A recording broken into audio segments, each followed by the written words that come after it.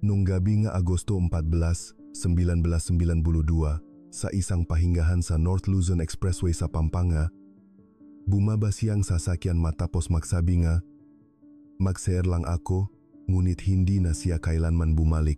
Pagkatapos ng 7 taon, isang misteryosong pakete na walang pangalan nang nagpadala ang dumating. Laman nito ang isang lumang chasset tape na naglalaman ng huling tining ng asawa niya noong gabing iyon. Naalala pang kanyang asawa ang hindi may paliwanag na kabahabang naghihintay sa loop ng sasakyan. Noong araw na iyon, lahat ng ebidensya sa lugar ng krimen ay binura ng napakalakas na ulan. Ang tanging natira ay isang sirang hawakan ng payong na natagpuan sa isang sulok ng paradahan. Walang CCTV, walang saksi, isang ganap na paglaho. Isang kaso na tila mananatiling isang misteryo magpakailanman. Nang halos mabura na sa alaalang lahat, isang misteryosong tinig ang dumating pagkatapos ng 7 taon na nagbabadyan ng isang bagong yugto na babago sa lahat. Mula ngayon, gagamitin natin ang tinig na ito bilang nag-iisang palatandaan upang muling tugisin ang katotohanan ng 1992 na biglang natigil. Ito ang muling pagbuo ng makasong pagkawala. Unang talang kaso, ang huling lugar na pinuntahan, ang pahingahan sa Pampanga. Gabi ng Biyernes, Agosto 14, 1992.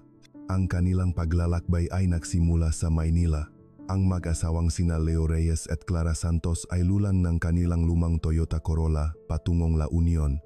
Ang opisyal na dahilan ay pagbisita sa mga kamag-anak, ngunit sa mga sumunod na investigasyon ng pulisya, ilang beses na nagbago ang pahayag ni Leo tungkol sa kanilang tunay na patutunguhan. Ang kanyang alaala tungkol sa kung sino ang kanilang pupuntahan at kung saan eksakto ang kanilang destinasyon ay tila malabo. Isang bagay lang ang malinaw, ang kanilang biyahe ay biglang natigil sa pahingahan sa Pampanga. Noong panahong iyon, ibang-iba ang itsura ng North Luzon Expressway kumpara ngayon. Bibihira ang mga poste ng ilaw at maraming bahagi nito ang walang kahit man lang harang sa gitna. Malapit na ang hating gabi, halos walang katao-tao sa expressway. At ang malakas na buhos ng ulan ay tila binabalewala ng pagod na galaw ng wiper ng lumang sasakyan. Dahil sa pagod, minabuti ni Leo na iliko ang manibela at pumasok sa pahingahan. Wala pang sistema ng electronic toll collection noon.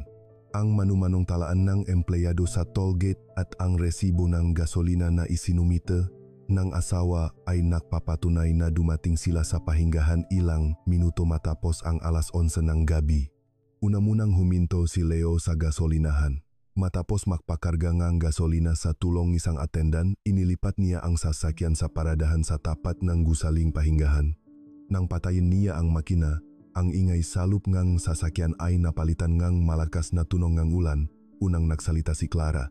Sinabi niyang mag-chair lang siya. Binuksan niya ang pinto sa gilid ng pasahero at ibinuklat ang dala niyang pulang payong. Yumuko siya para hindi gaanong mabasa ng malakas na ulan at bumabang sasakyan. Pinili niya ang pinakamaikling daan. Sa halip na dumaan sa pangunahing pasukan ng pahingahan kung saan nanggagaling ang maliwanag na ilaw, dumaan siya sa isang madilim na pasilyo sa gilid ng gusali. Ito ay isang shortcut patungo sa banyo ng mga babae, ngunit madilim ang ilaw sa gabi at sa gitna ng malakas na ulan, mahirap makita kahit ang nasa malapitan. Naghintay si Leo sa loop ng sasakyan. Isang late night show ang maririnig mula sa radyo. 5 minuto ang lumipas, 10 minuto ang dumaan. Sa normal na pagkakataon, dapat ay nakabalik na siya. Inisip ni Leo na baka dumaan ang asawa niya sa tindahan dahil kailangan niyang barya. Ngunit habang tumatagal, nagsimula siyang makaramdam ng masamang kutob. Sa huli, binuksan niya ang pintong driver at lumabas. Sa kanyang pag-aalala, hindi niya naisip na magdalang payong at sinalubong niya ang buhos ng ulan habang naglalakad patungo sa banyo. Tinawag niya ang pangalan ng kanyang asawa ng ilang beses sa pasukan ng banyo. Ngunit walang sumasagot. Pumasok siya at kinatok ang bawat pinto ng cubicle, ngunit walang maramdamang tao. Mula sa sandaling iyon, nagsimula ang talaan ng matagal at masalimuot na kasong pagkawala noong 1992. Iyon na ang huling pagkakataon na nakita si Clara Santos. Ikalawang talang kaso, ang mga limitasyon ng paunang paghahanap. Nang mapagtanto ni Leo na nawawala ang kanyang asawa, agad siyang tumakbo sa opisina ng administrasyon ng pahingahan. Ang nakaduti noong gabing iyon ay halatang nataranta sa kanyang nagmamadaling paliwanag. Ilang sandali pa, isang anunsyo ang umaling-aungaw sa buong pahingahan. Hinahanap si Clara Santos na papuntang La Union mula Maynila. Ngunit ang anunsyo ay nilamon lamang ng ingay ng malakas na ulan at sa ilang taong natira sa pahingahan, walang sinuman ang nakakita sa kanya. Sa huli, 2 pulis mula sa lokal na presintong ng Pampanga ang dumating lulan ng isang patrol car. Ngunit ang kanilang pahahanap ay agad na hinarap ang isang malaking balakid. Ang unang balakid ay ang malakas na ulan.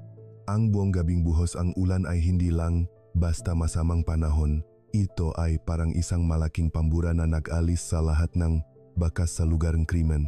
Sinimulan ng mga pulis ang paghahanap gamit ang mga flashlight, ngunit ang liwanag ay hindi kayang tumagos sa kadiliman at nakakalat lamang sa gitna ng malalakas na pata ng ulan. Walang anumang bakas ng paang natira sa aspalto. Hindi rin maasahan na mayroong nga senyales ng posibleng pag-away o anumang naiwang gamit. Ang tubig ulan ay pantay na hinugasan ang lahat. Ang madamit ng mga pulis na naghahanap ay agad na nabasa at ang lamig na kanilang naramdaman ay lalo pang nagpatindi ng kanilang pagkainip at kawalan ng pag-asa. Ang ikalawang limitasyon ay ang kakulangan sa teknolohiya noong panahong iyon. Hindi ito tulad ng Pilipinas sa dekada 2020 kung saan may mga CCTV sa lahat ng dako. Noong 1992, ang mga security camera sa mga pahingahan ay nasa ilang lugar lamang. Ang tanging video na nakuha ng pulisya ay isang tape mula sa isang lumang recording device na naka-install sa isang sulok ng gasolinahan. Ngunit ang resulta ay nakakadismaya. Ang mababang resolusyon na black and white na kuha ay puno ng static. At ang anggulo ng kamera na umuuga dahil sa ulan at hangin ay nagpakita lamang ng malabong silhouette ng ilang sasakyang nagpapakarga ng gasolina. Ang lugar ng paradahan at ang pasilyo patungo sa banyo kung saan nawala si Clara ay ganap na wala sa sakop ng recording. Sa panahong wala pang konseptong digital forensics, ang malabong analog na record na ito ay hindi nagbigay ng anumang lead. Ang huling problema ay ang labis na kakulangan ng tauhan at kagamitan. Noong gabing iyon, ang matauhang na-deploy ay 2 pulis patrol at 3 o 4 na empleyado ng pahingahan. Paulit-ulit nilang hinaluhog ang loob ng gusaling pahingahan, ang paradahan, at ang paligid ng banyo, ngunit walang resulta. Ang makagamitan para sa gabi ay kulang na kulang upang suriin ang kabundukan at mga kanal sa likod ng pahingahan, at ang paglapit doon ay mapanganib dahil sa malakas na ulan.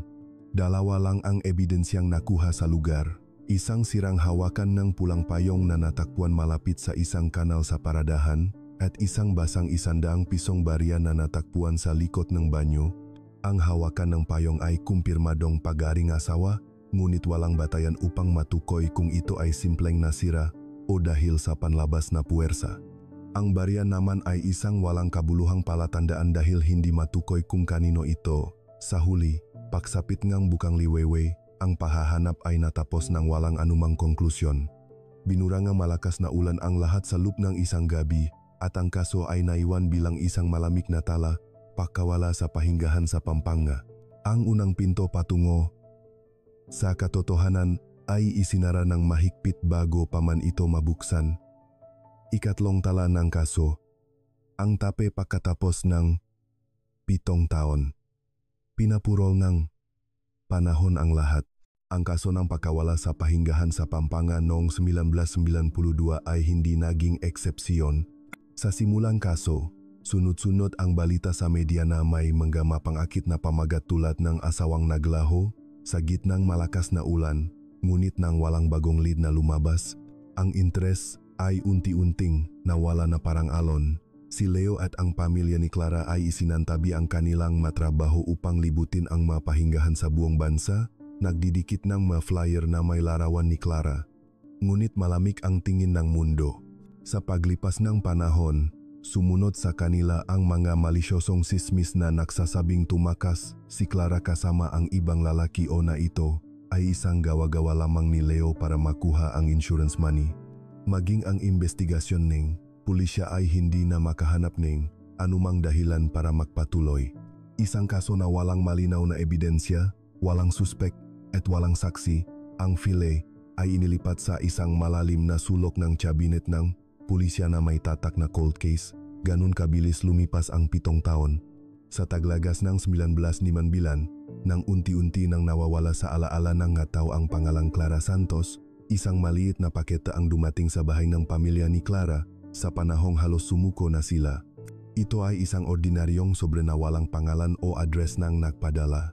Maging ang selyungeng post office ay malabo at kumalat, kaya hindi matukoy kung saan ito nanggaling. Nagtataka ang pamilya kung sino ang nagpadala ng liham na ito at binuksan ito.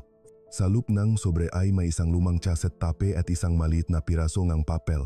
Sa papel, may isang pangungusap na isinulat gamit ang balpen sa pasilyo noong gabing iyon.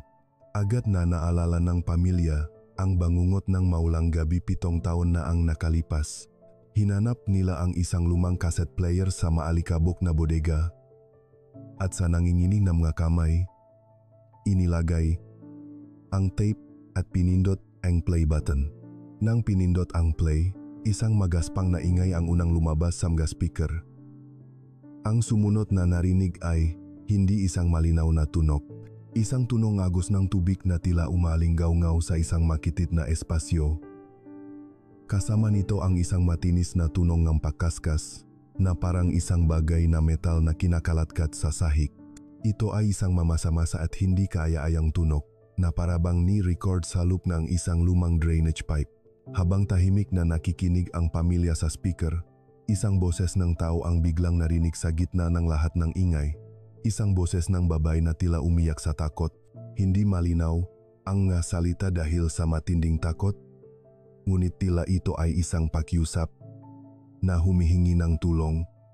At sa ibabaw ng boses na iyon, isang malamig at tiyak na boses ng lalaki ang narinig. Tumahimik ka. Nanigas ang pamilya sa kanilang kinatatayuan. Bagamat maingay at maikli, ang boses ng babae ay walang dudang boses ni Clara Santos na 7 taon nilang hinahanap. Agad na dinala ng pamilya ang tape sa istasyon ng pulis. Ang maalikabok na fileng kaso ay muling lumabas pagkatapos ng 7 taon.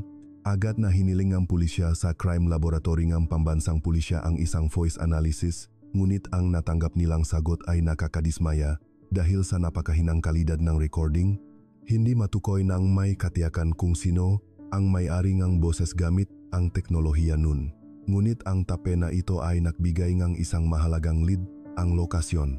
Matapos suriin ang ingay at alingaw-ngaw sa tape, sinabi nga sound expert na malaki ang posibilidad na ang lugar ay isang makitid na drainage pipe o maintenance passage sa likod ng banyong pahingahan. Pagkatapos ngang 7 taon, ang isang simpleng kaso ngang pagkawala ay nakaruan ng malinaw na ebidensya ngang isang krimen. Ngunit ang tape na ito ay hindi ang sagot.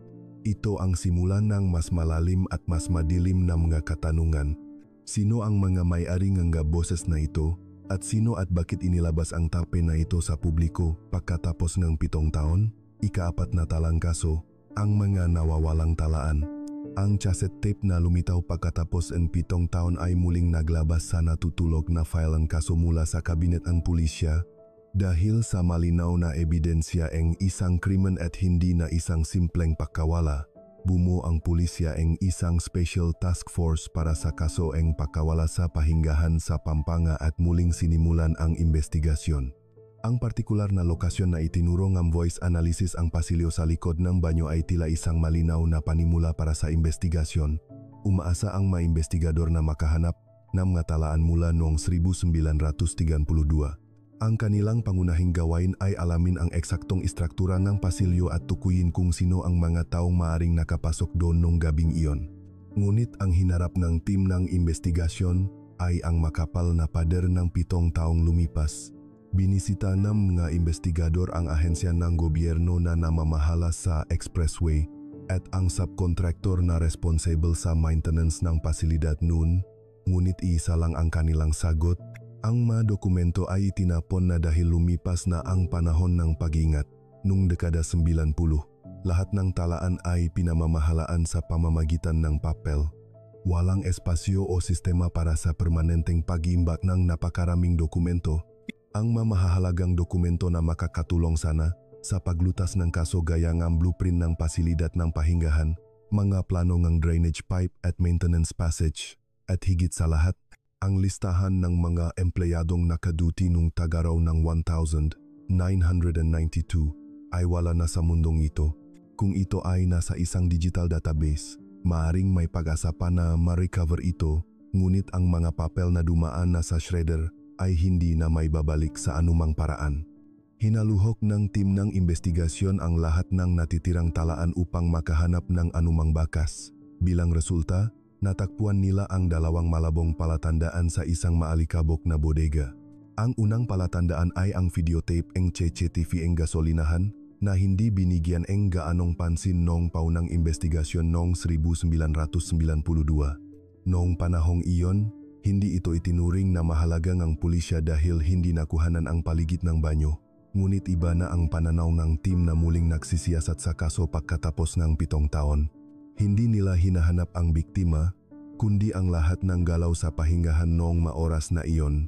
Naktipon ang maimbestigador sa control room at pinanut ang video ng paulit-ulit buong gabi. Sa black and white na screen na puno ng ulan at static, sa wakas ay nakita nila ang isang kahina-hinalang eksena sa isang sulok na screen na hindi napansin noon.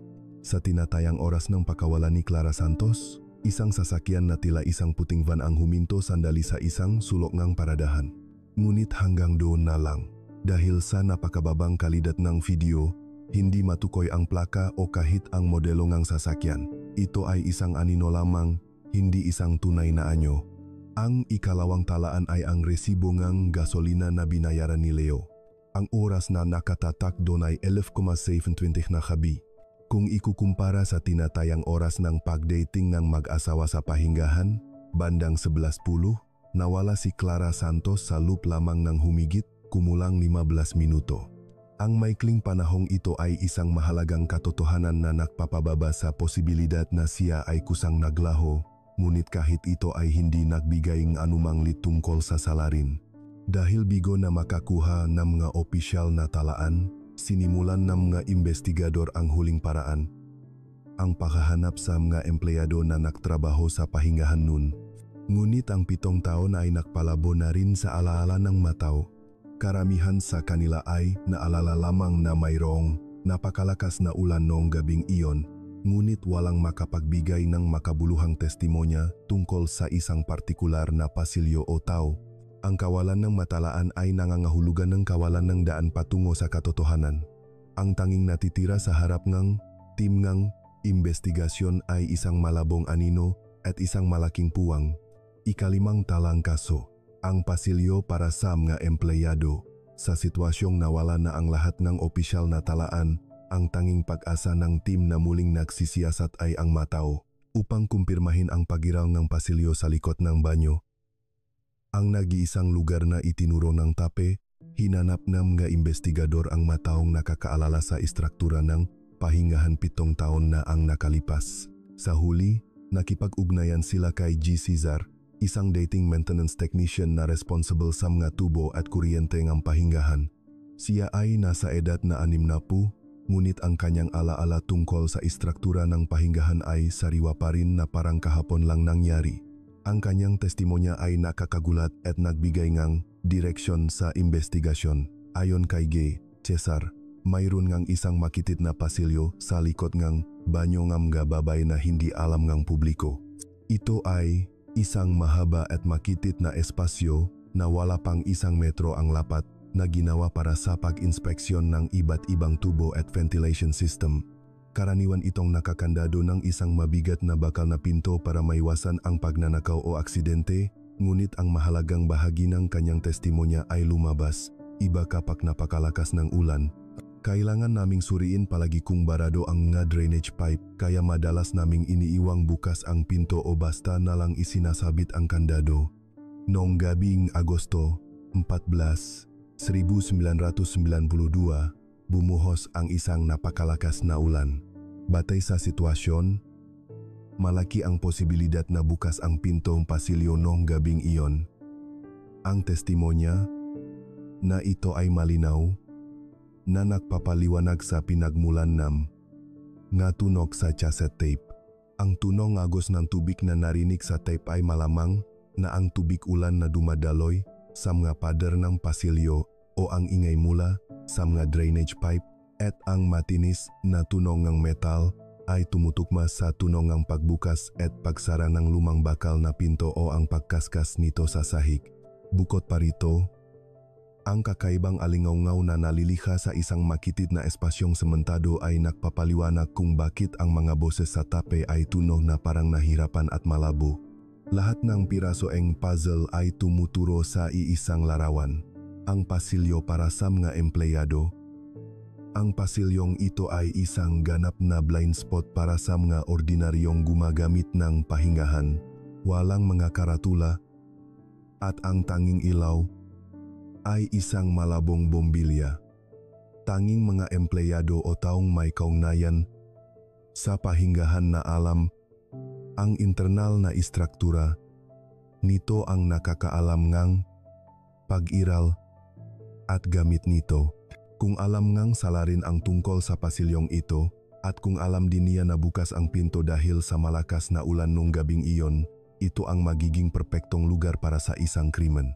Ang pinakaperpekto at lihim na espasyo para maiwasan ang mga CCTV at mga saksi. Ang lahat ng tanong ng tim ng investigasyon ay nauwi na ngayon sa isang katanungan. Bukas nga ba ang pinto ng pasilyo para sa mga empleyado noong gabing iyon? Kung bukas ito, hindi na ito isang simpleng pasilyo. Ito ang perpektong entablado para sa isang krimen at ang pinakamadilim at pinakalihim na espasyo para itago si Clara Santos. Ika-6 na talangkaso, ang tatlong boses. Bagamat natukoy, ang posibleng lugar ng krimen ang pasilyo, para sa mga empleyado, walang paraan upang patunayan ang sitwasyon noong gabing iyon 7 taon na ang nakalipas. Nawala na ang lahat na opisyal na talan at malabo na ang alaala ng mga tao. Sa gitna ng pangamba na muling matigil ang investigasyon, nagpasya ang team na muling suriin ang nag-iisang ebidensyang hawak nila, ang cassette tape. Sa loob ng ilang taon mula noong unang pagsusuri noong 1999, mas umunlad na ang teknolohiya sa voice analysis. Humiling ang team sa voice analysis unit ng pambansang pulisya ngang isang mas detalyadong pagsusuri. Ang kanilang hiling ay ihiwalay ang lahat ng tunog na na-record sa tape nang hindi pinalalampas kahit isang ingay. Pinatugtog ng voice analyst ang tape ng daan-daang beses sa isang soundproof analysis room. Ang kanyang gawain ay isa-isang alisin ang waveform ng iba't ibang ingay ang tunog ng ulan, agos ng tubig, at hindi matukoy na tunog ng metal at eye filter lamang ang boses ng tao. Pagkatapos ang ilang araw ng masusing trabaho, matagumpay niyang naihiwalay ang dalawang boses na natuklasan noon, ang umiyak na boses ni Clara Santos at ang boses ng lalaki na nagsabing tumahimik ka. Ngunit hindi siya tumigil doon. May isang bahagyang kakaibang tunog na patuloy na napapansin ng analis. Pinagtunan niya ngam pansin ang isang partikular na ingay na maririnig lamang sa loob ng maikling 1.5 segundo pagkatapos magsalita ang lalaki. Noong unang pagsusuri, ito ay itinuring lamang na simpleng static o sira sa tape. Pinalakas niya ang frequency ng bahaging iyon at paulit-ulit na nak-apply ng filter upang bawasan ang ingay sa paligid. Sa wakas, lumabas ang tunay na kalikasan ng ingay na iyon. Hindi ito static, ito ay isang tunog na sinadyang gawin ng isang tao. Isang maikli at tuyong tunog ang paggubo ang isang lalaki na parabang inaayos ang kanyang lalamunan. Ang resulta ng pagsusuri ay nakumpirma na ito ay boses ng isang ikatlong tao. Ang pagkakatuklas na ito ay ganap na nagpabago sa takbo ng kaso, hindi lang isa ang salarin. Noong gabing iyon, sa loob ng makitid at madilim na pasilyo, bukod sa biktima, mayroon pang hindi bababa sa dalawang lalaki. Agad na muling binuo ng team ng investigasyon ang profile ng mga suspek batay sa tatlong boses. Ang unang lalaki, na nagbigay ng maikling ngunit tiyak na utos na tumahimik ka ay malamang na ang pangunahing salarin sa krimen.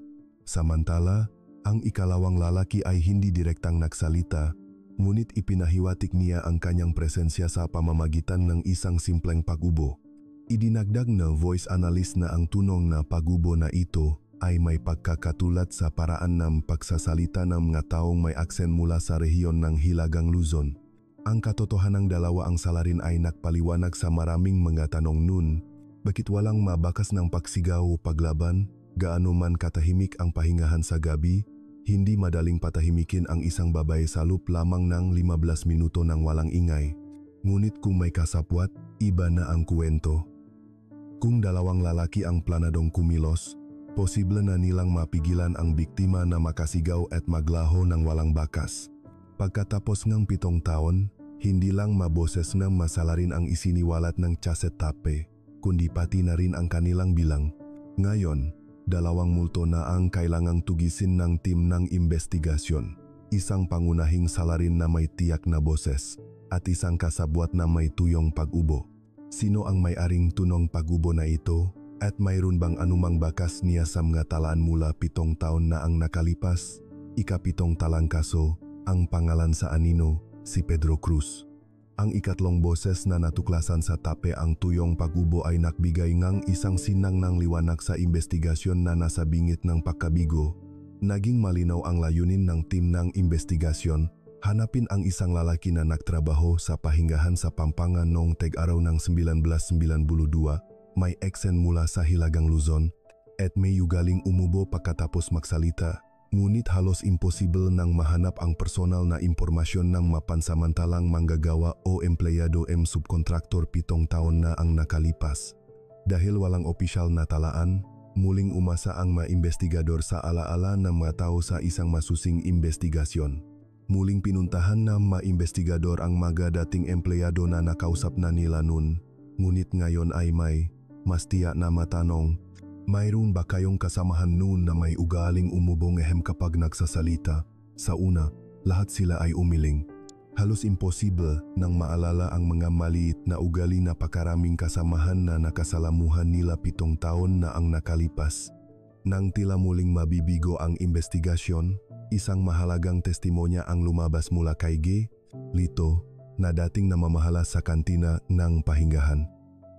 Saglit siyang nag-isip sa tanong ng investigador at biglang napapitik sa kanyang tuhod nang may maalala. May isang lalaki na tinatawag naming Panchit. Ayon sa kanyang alaala, ito ay isang lalaki na kinuha bilang pansamantalang manggagawa sa maintenance team bago ang bakasyon sa tag-araw ng 1992. Nakuha raw niya ang palayaw na iyon dahil palagi siyang umorder ng pancit sa kantina pagkatapos ng kanyang duty sa madaling araw. Sinabi niyang hindi niya naalala ang pangalan. Ngunit nang tanungin ng investigador tungkol sa ugaling pag-ubo, biglang nagliwanag ang kanyang mukha.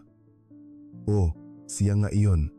Hindi siya pala salita, pero pagkatapos niyang sabihin ang gusto niyang sabihin, lagi siyang umuubongan kakaiba ang ugali niyang iyon kaya tandang-tanda ko.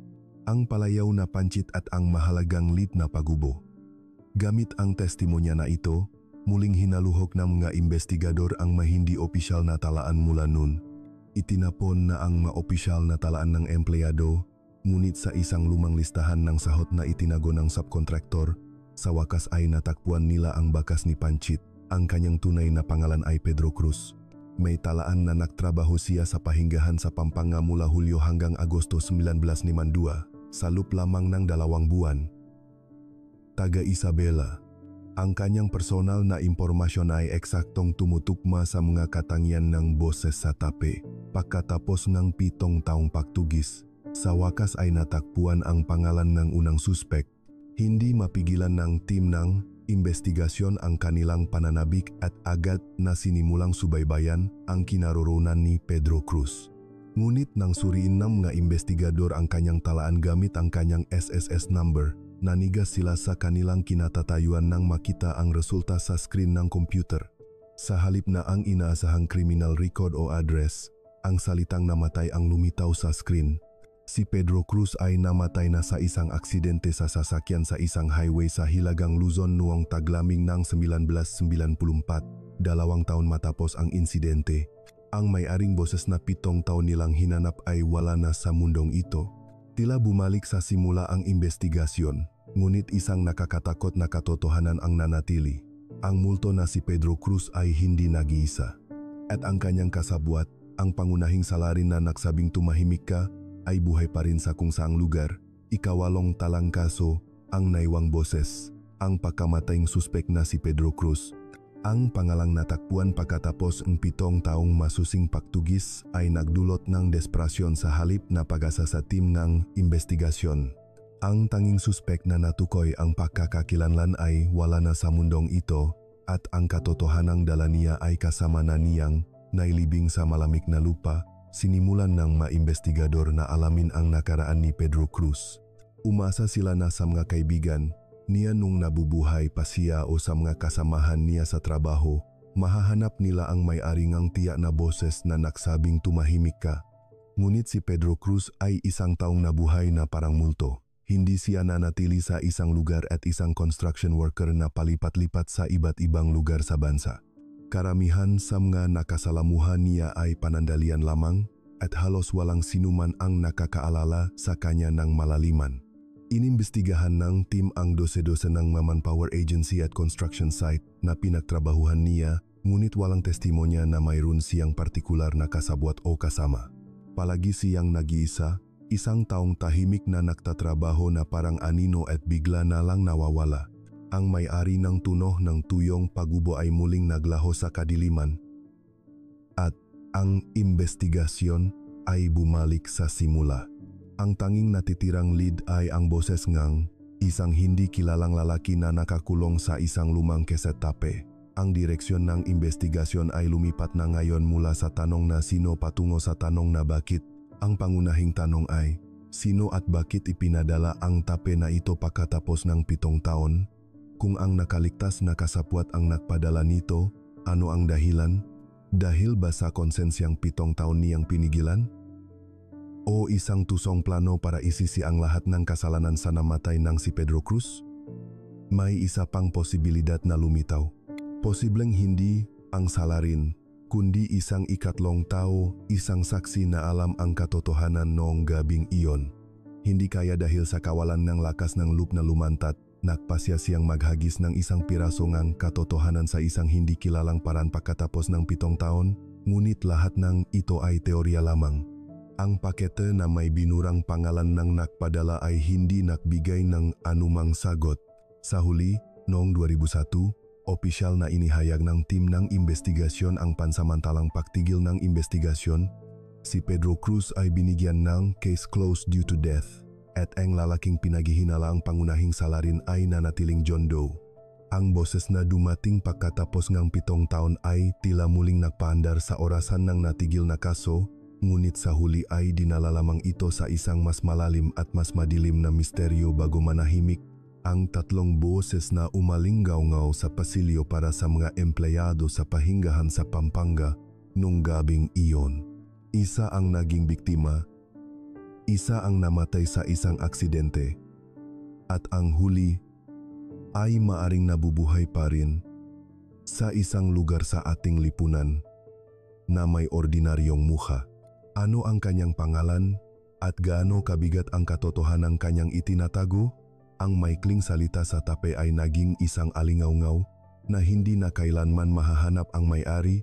Ang opisyal na tala na kaso ay natihil noong 2008 kasabay na pahinto ng muling investigasyon. Ngunit ang oras para sa mga naiwang pamilya ay habang buhay na nakakulong sa maulang gabi nga, Agosto 14, 1992.